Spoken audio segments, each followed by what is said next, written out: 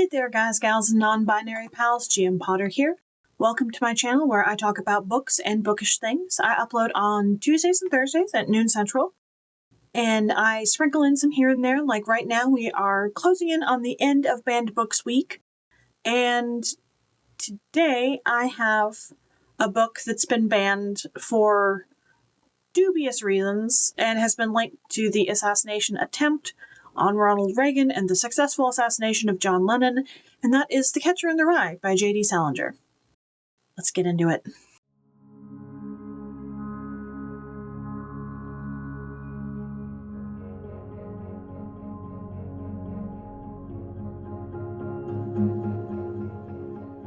Coming in hot with the book blurb, we have, "It's Christmas time and Holden Caulfield has just been expelled from yet another school. Fleeing the crooks at Pensy Prep, he pinballs around New York City, seeking solace in fleeting encounters, shooting the bull with strangers in dive hotels, wandering alone Central Park, getting beaten up by pimps and cut down by erstwhile girlfriends. The city is beautiful and terrible.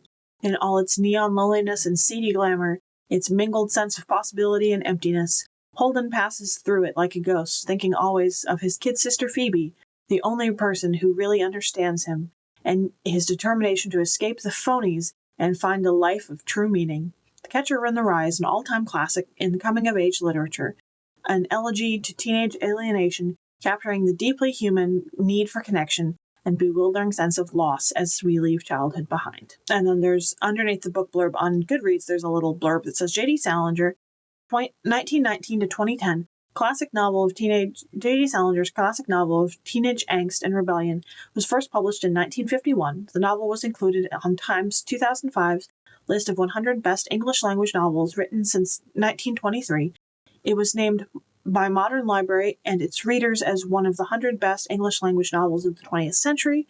It's been frequently challenged in the court for its liberal use of profanity and portrayal of sexuality in the 1950s and 60s.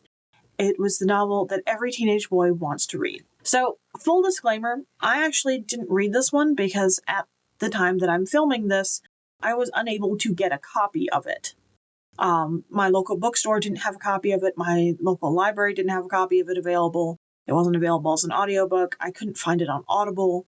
My local Barnes & Noble was sold out. They could order it in, but that would take a while. Like, nobody seemed to have a copy of this book, which just seems bizarre. So I actually talked to my older brother who did read it, and we'll be going off of things he told me about it as well as an article on it that I found online. So the basic plot recounts the events of a long weekend shortly before Christmas, and he's just been kicked out of an elite boarding school in Hagerstown, Pennsylvania, because he failed all of his classes except English.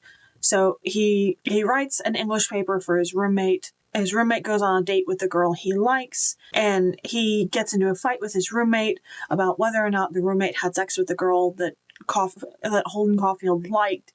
He decides to catch a train to New York to stay away from home until Wednesday after his parents have received notification that he's been expelled. He has unpleasant encounters with a prostitute and her pimp that end up in a fight. There's a girl he dated, he finds, and he's like, "Hey, let's run away together." And she's like, no. He has got a old classmate that he badgers about his sex life. And then he gets drunk and drunk dials the girl that he wanted to run away with, but she said no. And then he runs out of money because he drank it all.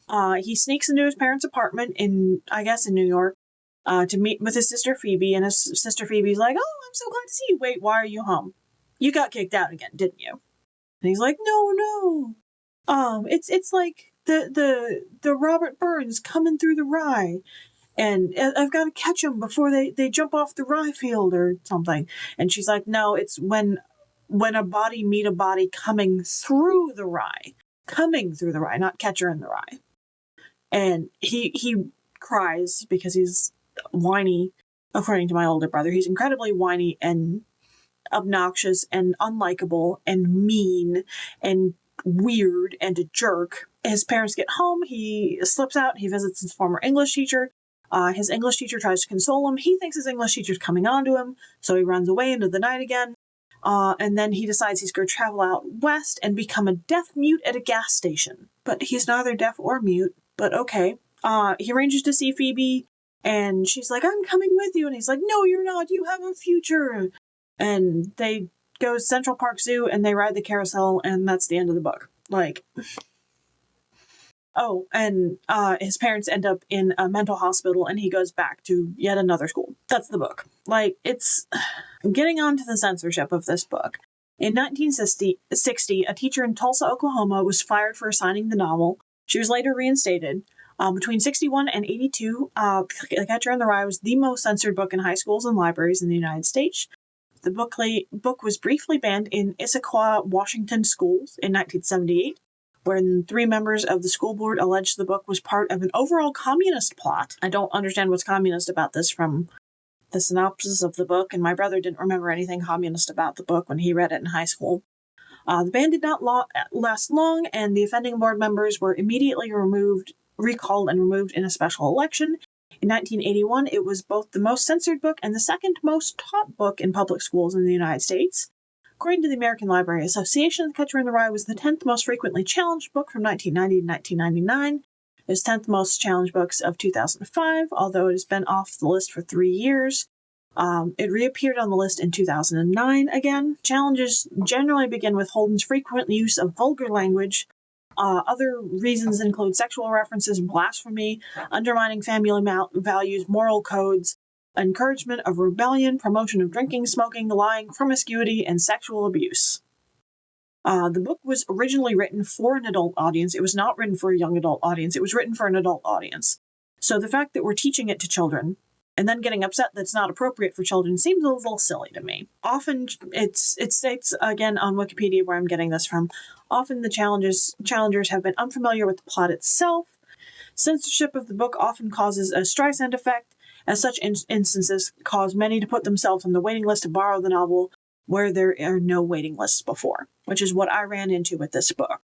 It was available through the Libby app, but it had, I think, a 48-week waiting list, and they didn't have the audiobook available at all. My local used bookstore didn't have any copies of it on the shelf.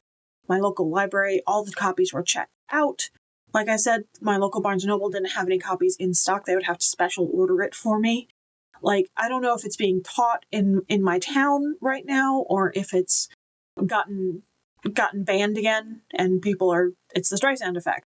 In trying to minimize the impact of the book, you're furthering the impact of the book. All in all, my brother's impression of the book was that it's not worth banning because it's not interesting enough.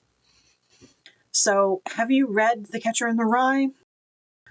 What did you think of it? Is it one that I should actually track down and try to read anyway? I'd love to hear your thoughts on it. Again, I don't think books should be banned, especially books that aren't even written for the audience for which they're being banned in the first place.